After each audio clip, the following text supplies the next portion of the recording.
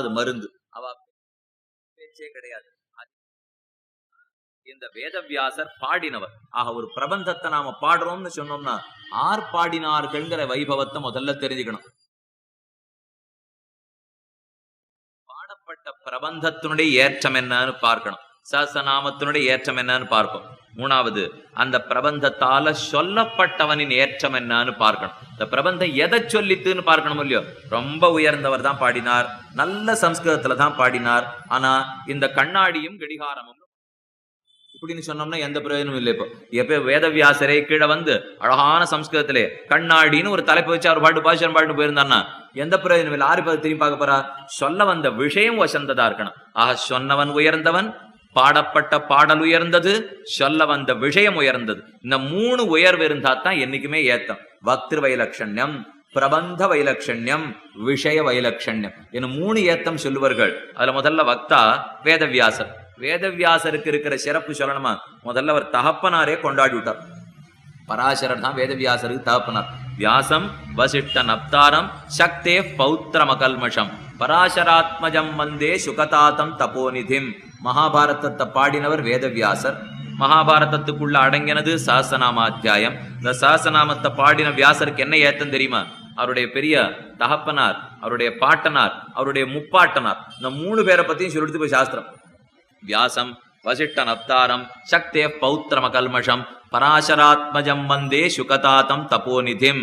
வியாசாச்சாரியனுடைய பேரன், வியாசாச்சாரியர் வசிஷ்டருடைய பேரனுக்கு பிள்ளை. வசிஷ்ட நப்தான்னு சொல்லி சொல்லியோ. சம்ஸ்கிருதத்துல நப்தான்னா பேரனுடைய பிள்ளைக்கு நப்தான்னு பேர். வசிஷ்டருடைய பேரனுடைய பிள்ளை வியாசர். அப்ப வசிஷ்டருக்கு பிள்ளை சக்தின்னு பேர், சக்திக்கு பிள்ளை பராசரர்னு பேர், பராசரருடைய பிள்ளை வேதவியாசர். ஆக வியாசம் வசிஷ்ட நப்தாரம் சக்தே பௌத்திரமகல்மஷம் பராசர ஆத்மஜம் வந்தே சுகதாதம் தபோநிதிம். இந்த வசிஷ்டருக்கு இருக்கிற பெருமை, ஒரு விஸ்வாமித்திரர் அவர் வாயால பெத்தாத்தான் பிரம்மரிஷி பட்டம்ங்கிற அளவுக்கு இருந்து சொல்லி அந்த நாள்ல அத்தனை பெருமை வசிஷ்டருக்கு. அது மட்டும் இல்ல, மனு குலத்துல பிறந்த இக்ஷ்வாகு குலத்துல பிறந்த ராஜாக்கள் பல பேருக்கு ஆச்சாரியனா இருந்திருக்கார்.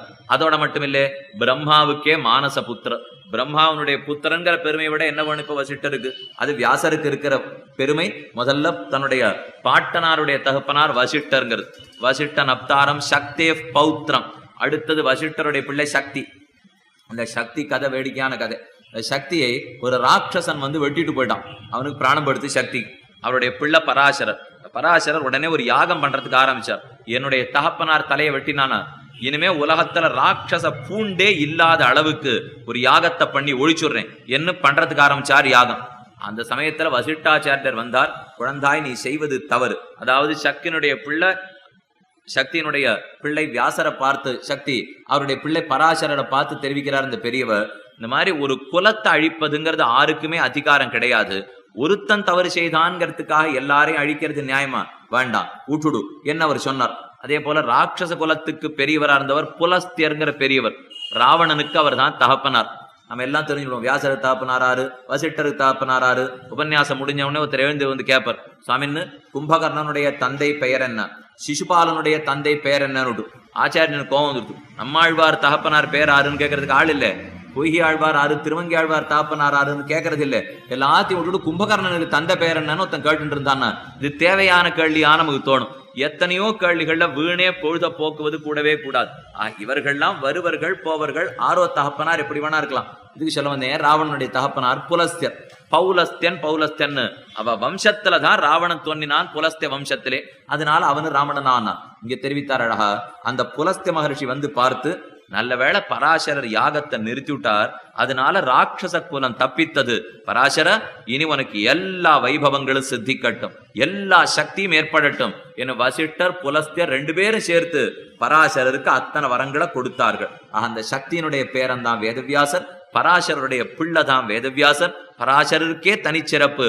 விஷ்ணு புராணம் பாடின தனி சிறப்பு. மைத்திரேயர் தான் பராசரருக்கு சிஷ்யர்.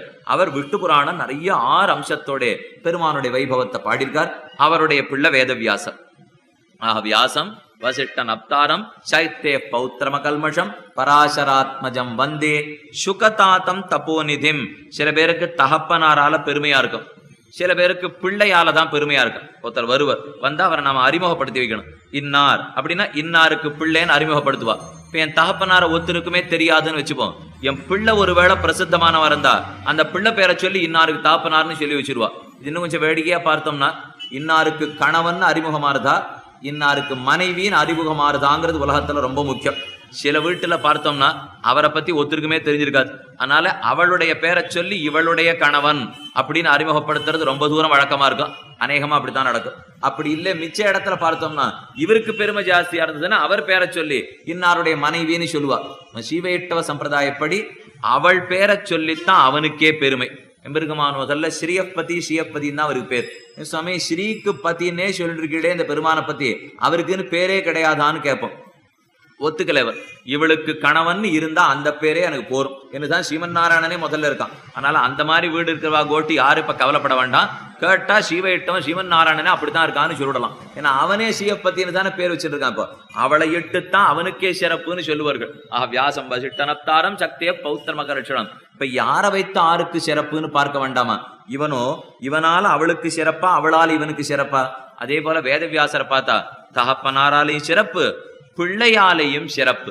இந்த ரெண்டு ஏற்றம் தான் வேதவியாசருக்கு. தகப்பனார், பாட்டனார், அவருக்கு முன்னாடி பாட்டனார், 3 பேரால சிறப்பு பார்த்தமா.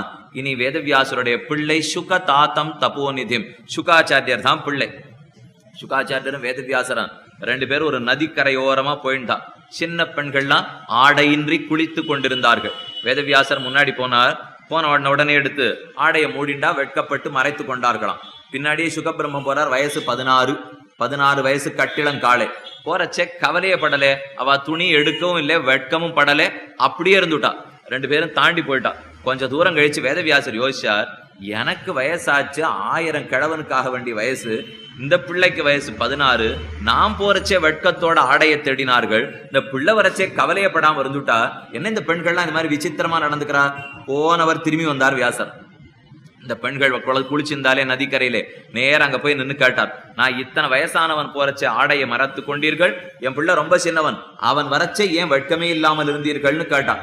அதுல ஒரே ஒரு பொண்ணு ரொம்ப வேடிக்கையா பதில் கேள்வி கேட்டாலாம். நீர் சொல்றது ரொம்ப நியாயம், இந்த கேள்வியும் உங்க பிள்ளை வந்து கேட்கலே, நீர் தான் கேட்கிறீர் ஏன்னு கேட்டாவும்.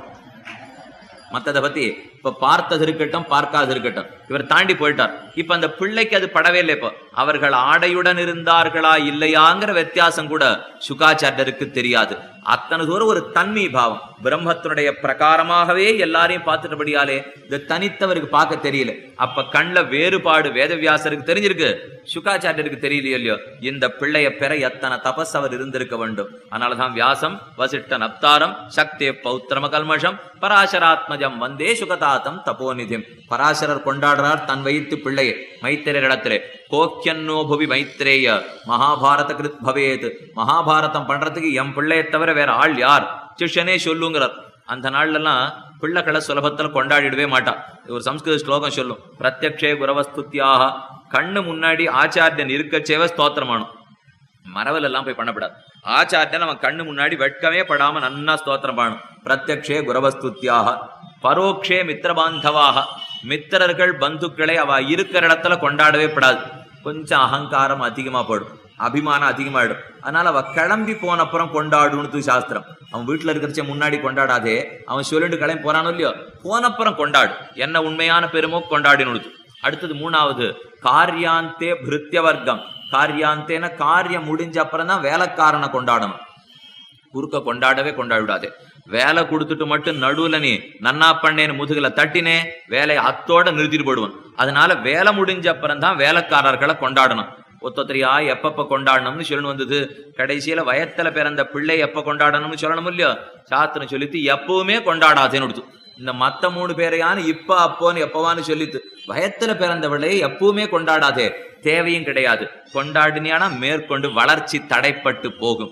அவனை கொண்டாட கொண்டாட வித்தியில உனக்கு எண்ணம் போகாது, கண்ட விஷயத்துல எண்ணம் போக ஆரம்பிச்சிடும். இதெல்லாம் அன்னைக்கு ஒத்தது. இப்ப இன்னைக்கு யாரு கொண்டு போய் பள்ளிக்கூடத்துல சேர்த்தோம்னாலே ஏதான அந்த பிள்ளைய கொஞ்சம் ஊன்னி பார்த்துட்டோம்னா என் பிள்ளை என்ன பண்ணிட்டேன்னு அடுத்தது ஓடி வந்துடுறான் பிடிச்சின்னு போறதுக்காக. இப்ப எந்த வேலை வாங்கணும்னாலும் முதுகலை தட்டி கொடு, ஏதானு வாங்கி கொடு. ஒரு பரீட்சை போய் வாங்கின்னு வந்துடுத்துன்னா உடனே அதுக்கு ஏதானு ஒன்று வாங்கி கொடுங்கிற அளவுக்கு இப்போ ஏதோ கொடுத்து கொடுத்து வாங்குறாப்புலதான் மதிப்பெண்களே நாம கொண்டு போய் வச்சுருக்கோம். அதனால இந்த காலத்துக்கு இந்த ஸ்லோகம் ஒத்தே வர போறது இல்லை. அந்த காலத்துல சொல்லித்தது பிள்ளைய கொண்டாடவே கொண்டாடாதேன்னு. ஆனா இந்த ஸ்லோகம் தெரியாதவரா பராசரர் இருப்பார். அவர் நன்னா தம் பிள்ளைய கொண்டாடிட்டு இருக்கார் வேதவியாசரை. கோக்கியன்யோ புவி மைத்ரேய மகாபாரத பவேது, மகாபாரதத்தை பண்றதுக்கு என் பிள்ளையை தவிர ஆளே கிடைக்காதுன்னார். மைத்ரேயர் மெதுவா பார்த்து சிரிச்சார் ஆச்சார்டனே. நீரே இப்படி வாக்கியம் தெரிஞ்சு கொண்டாடுறீரே பிள்ளைய நியாயமானுட்டு. அது சிரிச்சதுக்கு காரணம் அது மட்டுமல்ல, ஒரு வியாசரை தம் பிள்ளைங்கிறதுக்காக பராசரர் கொண்டாடவில்லை. பரம பாகவதன், பரம பக்தன், அவனுக்கு அடியான், அதற்காக அவர் கொண்டாடினாரே தவிர தம் பிள்ளைங்கிறதுக்காக ஒரு நாளும் பராசரர் கொண்டாடவில்லை. பாரதத்தை பண்ணின வேதவியாசருக்கு அத்தனை பெருமை. வியாசம் வசிஷ்டன் அப்தாரம் சக்தே பௌத்திரம கல்மஷம் பராசராத்மஜம் வந்தே சுகதாதம் தபோ நித்யம். இதெல்லாம் பிரபந்தத்தை பாடின பெரியவருடைய ஏத்தம். அடுத்தது விஷ்ணு சஹஸ்ரநாமாத்தியாயம்ங்கிற பிரபந்தம், அதுக்கு இருக்கிற ஏற்றம் தெரியணும் இல்லையோ. அது பராசர பட்டர் அழகான ஒரு ஸ்லோகத்தாலே 6 பெருமைகள் உரைக்கிறார். மகாபாரத சாரத்வாத் ரிஷிபி பரிகானதா பீஷ்மோத்கிருஷ்ட மதத்வதா பரிகிரகாதிசயதா கீதாத்யைகார்த்திய தஷ்சனா சஹஸ்ரநாம் அத்தியாய உபாதேய தமோ மதா. இந்த 6 காரணங்களாலே சஹஸ்ரநாமாத்தியாயம் நமக்கு ரொம்ப நெருங்கினதுன்னுட்டார் அவர்.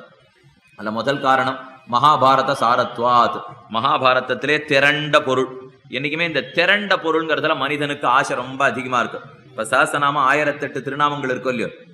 ஒரு நாளைக்கு என்னதான் நம்ம 1.5 மணி நேரம் 2 மணி நேரம் பேசினாலும் மிஞ்சி போனா ஒரு 10 திருநாமங்களுடைய அர்த்தத்தை தெரிஞ்சுக்கலாம். அப்பனா 1008 திருநாமங்களுக்கு ஒரு 108 உபன்யாசமான ஆகும் இல்லையோ. 108 2 மணி நேரம் வச்சோம்னா கண்டிப்பா 216 மணி நேரம் ஆகும். சுவாமி இன்னிலிருந்து ஆரம்பம் அடுத்த 108 நாளைக்கு இங்க சஹஸ்ரநாம காலக்ஷேபம் தான். நித்தியம் வந்தீங்கன்னா 10 திருநாமத்தோட அர்த்தத்தை தெரிஞ்சுட்டு போலாம். ஆழ்ந்த புலமை ஏற்படும். இப்படின்னு சொன்னா இப்ப இங்க உட்கார்ந்து இருக்கவாழ்ல 10ல் 1 மடங்கு ஆள் கூட இங்க இருக்காது.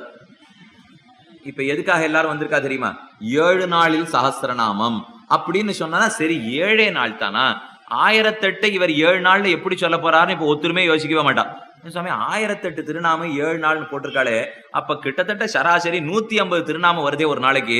இவர் என்ன சஹஸ்ரநாமம் பாராயணம் பண்ண போறாரா உபன்யாசம் பண்ண போறாரான்னு சந்தேகம் வந்துடும். ஏன்னா பாராயணம் பண்ணாதான் இந்த 150 திருநாமத்தை முடிக்க முடியுமே தவிர உபன்யாசம் பண்ணி அர்த்தம் சொன்னா முடிக்கவே முடியாது. இருந்தாலும் கேட்கறது ஒரு ஆவல். என்ன ஆவல்? 7 நாளைக்குள்ள சாரமா தெரிஞ்சுன்னு போடலாமா? எதையுமே ஒரு சாரம் அப்படி பழரசமா பிழிஞ்சு கொடுத்தா ஒரு ஆசை வந்துடுறது. அதே பழமா கொஞ்சம் நிதானமா ஊறிச்சு சொலை எடுத்து மாறு எடுத்து கோதெடுத்து சாப்பிடுன்னு சொன்னோம்னா 108 நாள் காலக்ஷேபம்னா ஒத்துன்னு வரவே மாட்டான். அதான் சொல்றாரு இப்ப பட்டர். மகாபாரத சாரத்வாது, மகாபாரதத்துல 1.25 லட்சம் ஸ்லோகம் கேட்கவான்னு சொன்னா ஒத்துன்னு வரமாட்டான். நல்ல வேளை வேத வியாசரே இது எந்த கதி தான் ஏற்படும்னு தெரிஞ்சு தானே ஒரு 2 பங்கு அதுல சேர்த்துட்டார். இந்த மொத்தத்தையும் வாசினா வரவே போறது இல்லை. நாமே இதுல திரண்ட பொருளையும் கொடுத்துருவோம். ஒரு வகுப்புக்கு போனோம்னா புஸ்தகம் வாங்குவோம். பாட புஸ்தகத்துல பாடம் வளவலான்னு 10 பக்கம் போட்டிருப்பா. அது கடைசியில் என்ன பண்ணுவா? இதற்கு சுருக்கம் அப்படின்னு ஒண்ணு போட்டுருவோம். அந்த சுருக்கத்தை மட்டும் பரீட்சை மண்டபத்துக்குள்ள போறோம்னா அந்த சுருக்கத்தை மட்டும் கிடுகிடுன்னு பார்த்துட்டு அதுல மட்டும் கேள்வி வரும் இல்லையோ. இன்னும் மொத்த பாடத்தை திரும்பி பாருன்னு எத்தனை பார்த்துட்டு இருக்கு. அதனால மகாபாரதத்திலே சாரமாக மகாபாரத சாரத்வாத், பாரதம் முழுமையே நமக்கு ரொம்ப வேண்டியது. அதுல வேற சாரமா ஒண்ணு இருந்ததுன்னா அது எத்தனை வேண்டியதாக இருக்கும். மகாபாரத சாரத்வாத். 2வது ரிஷிபி பரிகானதா, ரிஷிகள் அத்தனை பேரும் சாத்தின திருநாமம். அது ஒரு உயர்வு இந்த திருநாமங்களுக்கு. பெருமானை பத்தி ஆழ்வார் பாசுரத்துல சாதித்தார். தமருகந்த தெவ்வுருவம் அவ்வுருவம் தானே தமருகந்த தெப்பேர் மற்றப்பேர். ஆழ்வாருடைய பாசுரம். தமருகந்த தெவ்வுருவம், தன் அடியார்களுக்கு எந்த உருவம் பிடிக்குமோ அதைத்தான் பகவானுக்கும் பிடிக்குமா. அடியார்களுக்கு எந்த திருநாமம் பிடிக்குமோ அதுதான் அவனுக்கும் பிடிக்குமா. தனக்குன்னு இருக்கிற திருநாமம் பத்தி அவன் கவலையே படுறது கிடையாது. என் அடியான் பார்த்து ஒரு நாமத்தை சாத்தினானா இன்னிலேருந்து சேர்த்துறான் என் பெருமான்.